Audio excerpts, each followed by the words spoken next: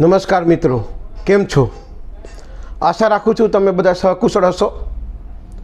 હું પણ સહકુશળ છું. આજે એક નવો વિડીયો લઈને આવ્યો છું જે ખાસ કરીને નોકરી જે કરે છે ને એ વ્યક્તિની વિચારસરણી બદલી નાખશે. તો વિડીયો શરૂથી એન્ડ સુધી જોજો અને સ્કીપ કર્યા વગર ધ્યાનથી સાંભળજો. એક મોટી એવી કંપની હતી, એની સામે એક સમોસાની દુકાન હતી. મોટી એવી કંપનીના લગભગ બધા કર્મચારી છે ને એ સમોસાની દુકાન હતી, જે નાસ્તાની દુકાન. અહીંયા નાસ્તો કરવા જતા. બપોરનો સમય હતો. કંપનીનો મેનેજર ત્યાં નાસ્તો કરવા ગયો અને એને મજાક કરવાનો વિચાર આવ્યો. દુકાનવાળાનું નામ રાજુભાઈ હતું કે રાજુ, તું તારી મહેનત અહીંયા નકામી વેસ્ટ કરસ કે મારી જેવી કોઈ આવી મોટી કંપનીમાં જો તું મારી જેવી મહેનત કરતો હોત તો તું મારી જેમ અત્યારે મેનેજર હોત ને સારું એવું કમાતો હોત કે. એટલે મજાકના મૂડમાં હતો મેનેજર. રાજુભાઈએ કીધું, એને જવાબ આપ્યો કે સાહેબ, આજથી 10 વર્ષ પહેલાં જ્યારે મેં અહીંયા સમોસાની ટપરીથી મેં આ ધંધો ચાલુ કર્યો હતો ત્યારે તમે નવા સુપરવાઇઝરમાં લાગી ગયો.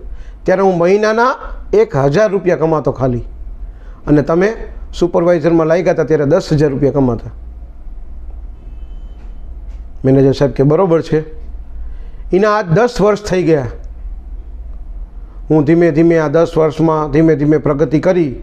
મેં આ કંપની સામે એક દુકાન મોટી કરી અને મોટી નાસ્તાની દુકાન નાખી, અને એ અરસામાં તમે ધીમે ધીમે મેનેજર સુધી પહોંચી અને 10,000માંથી 70,000 સુધી પગાર પહોંચ્યો. મેનેજર સાહેબ કે બરાબર છે કે સાચી વાત છે, પણ ફરક શું છે સાહેબ, તમને ખબર છે કે શું કે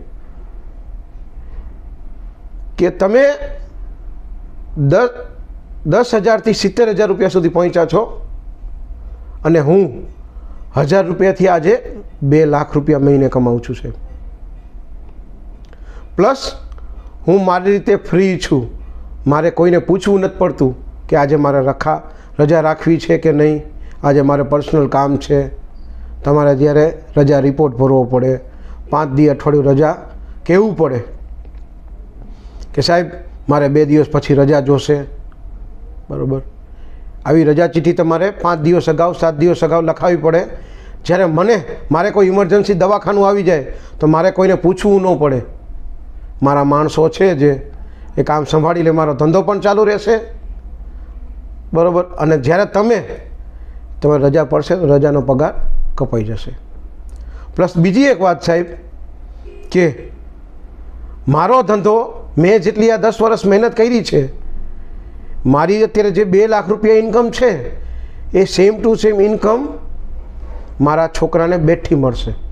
એટલે મારો છોકરો થોડુંક ભણી ગણીને ખુરશી પર બેસે ને તો 2ની જગ્યાએ 3 લાખ 4 લાખ રૂપિયા મહિના કમાશે, અને આ ધંધો ઇન્કમ કન્ટિન્યુ વધતી જ રહેશે. જ્યારે તમારા છોકરાને શૂન્યથી તમારી જેમ શરૂઆત કરવી પડશે. તમારો 70,000 રૂપિયા પગાર છે, બરાબર છે, તો તમારા છોકરાને ડાયરેક્ટ 70,000 નહીં મળે. એનો 0થી શરૂઆત કરવી પડશે, કદાચ 10,000, 15,000, 5,000, અને સારું એજ્યુકેશન પણ લેવું પડશે. જ્યારે મારા છોકરાને નોર્મલી ગણતરી થોડો ઘણો ભણ્યો હશે ને તો ડાયરેક્ટ સીટ મળશે અને 2થી 3 લાખ રૂપિયા અહીંયા કમાતો હશે. તો સાહેબ તમે જ કહો કે તમારી નોકરી સારી કે મારી નોકરી સારી? કે 10 વર્ષ મેં મહેનત કરી છે, આજીવન મારો છોકરો છે એ આજીવન આ ઇન્કમ મેળવશે અને મારો છોકરો શાંતિથી આજીવન જીવશે. જ્યારે તમારી મહેનતનું જે ફળ છે એ તમારા માલિકના છોકરા ભોગવશે. તો મહેનત એવી કરો સાહેબ કે તમારી આવનારી પેઢીને એનું ફળ મળતું રહે. ખાસ કરીને જે નાની મોટી નોકરી કરે છે એ વ્યક્તિને હું કહેવા માગીશ, નોકરી કરવી પડે, એમાં ખોટું નથી સાહેબ. તમારી પાસે મૂડી હોય, નાની મૂડી હોય, થોડા વર્ષ નોકરી કરો, એક્સપિરિયન્સ લો, પણ જરૂર પડે એક નાનો અમથો ગમે તમને મજા આવે, તમને હૂંચતો હોય ધંધો કરો, જેથી કરીને આવનારી પેઢી હોય છે એને તમારી મહેનતનું ફળ મળે. જેવી રીતે રાજુભાઈનો છોકરો છે જે સમોસાવાળાની દુકાનનો, એને કન્ટિન્યુ એમનો છોકરો, એમનો પોતો, ટૂંકમાં છોકરાના છોકરા એનો લાભ ઉઠાવી શકશે.